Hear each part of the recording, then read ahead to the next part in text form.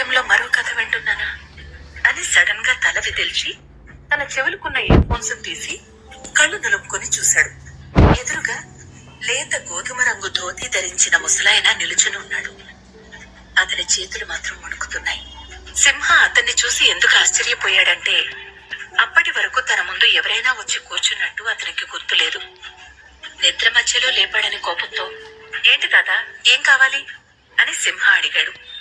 ముసలాయన కొద్దిగా దగ్గుతూ, నీ నిద్రను చెడగొట్టినందుకు క్షమించు బాబు, కాని బాబు నాకు చిన్న సహాయం చేసి పెట్టు అని అడిగాడు.